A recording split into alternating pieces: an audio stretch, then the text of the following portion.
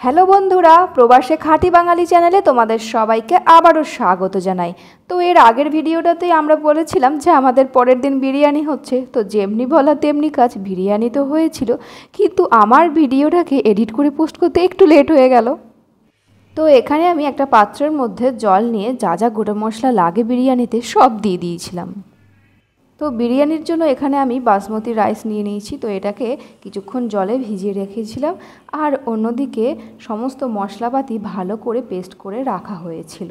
আর তার সাথে সাথে অন্য একটা বাটিতে আমি একটু টক দইও ভালো করে ফেটিয়ে নিয়েছিলাম।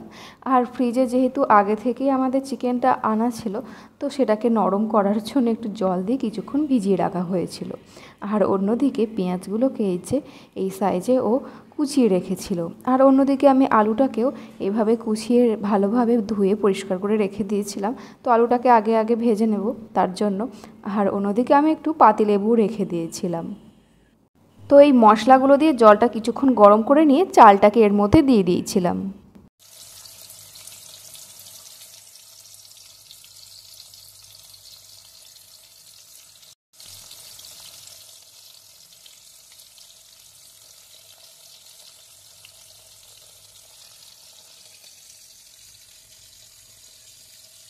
একদিকে আমার আলুটাকেও ফ্রাই করা হয়ে গিয়েছিল, আর অন্যদিকে এই যে বিরিয়ানির চালটাকে আমি 80% কুক করে নিয়েছিলাম।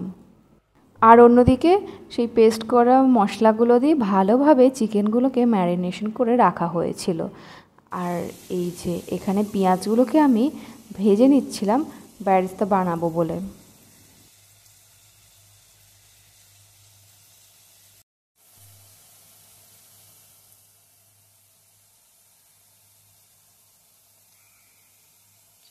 এর মাঝখানে না আমি ওই চিকেন কষার ভিডিওটা বানাতে একদমই ভুলে গেছি। এত তাড়াহুড়ো করছিলাম যে কারণে ভিডিওটা আমার নেওয়াই হয়নি।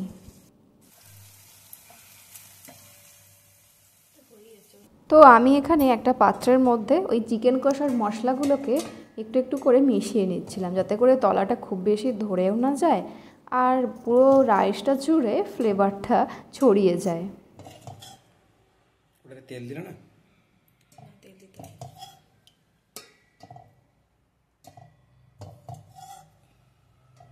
আর এবার আমি একটু একটু করে রাইসগুলোকে মিশিয়ে নিতে থাকবো।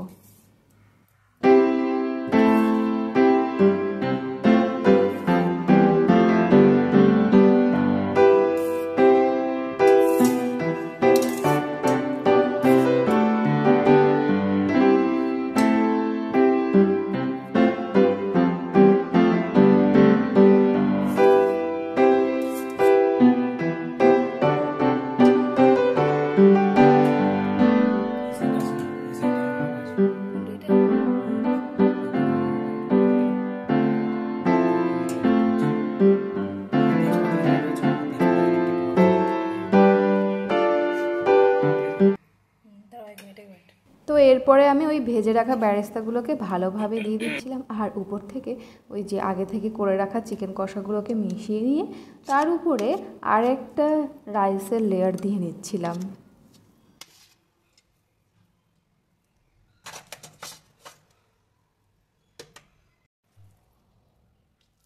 তো দুটো লেয়ার হয়ে যাওয়ার পরে আবার একটুখানি বেরেস্তা নিয়ে নিচ্ছিলাম, আর তার উপরে আবার সেই একই পদ্ধতিতে চিকেনগুলোকে দিয়ে নিয়ে তার উপরে ওই মশলাগুলোকে ছিটিয়ে দিয়েছিলাম।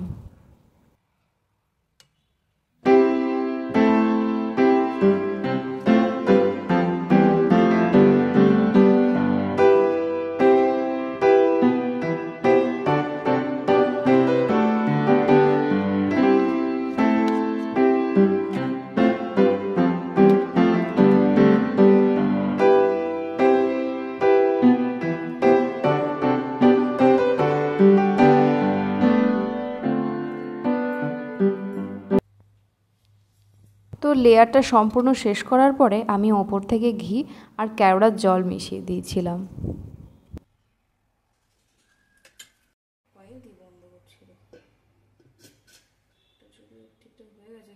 তো এর মাঝখানে আমি একটা ভিডিও তোমাদের রেকর্ড করতে ভুলে গেছি। সেটা হচ্ছে আমি একটা বড় প্যানের মধ্যে এই বিরিয়ানির পাত্রটিকে বসিয়ে হিট করতে দিয়েছিলাম।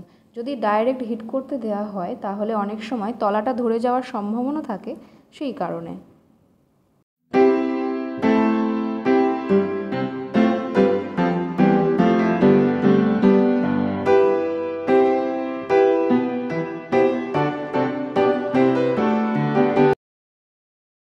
তো এখানে আমার বিরিয়ানি সম্পূর্ণভাবে রেডি হয়ে গেছে এবং আমার বিরিয়ানিটা খুবই ঝুরঝুরে হয়েছিল আর টেস্টিও হয়েছিল। তো প্রথমবার বাড়িতে বিরিয়ানি ট্রাই করেছিলাম, ভেবেছিলাম কেমন হবে কি না। তো যাই হোক, বিরিয়ানিটা খেতে মন্দ হয়নি, বেশ ভালোই হয়েছিল।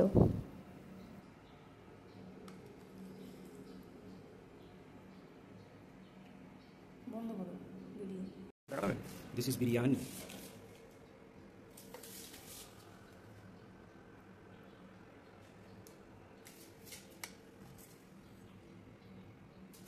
তো আমি বানিয়েছিলাম চিকেন বিরিয়ানি আর তার সাথে নিয়ে নেওয়া হয়েছিল একটু স্যালাড কুচি আর একটু আমের আচার।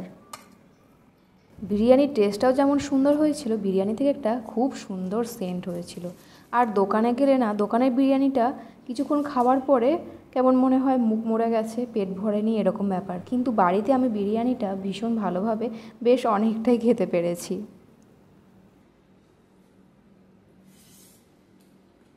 কেমন হয়েছে?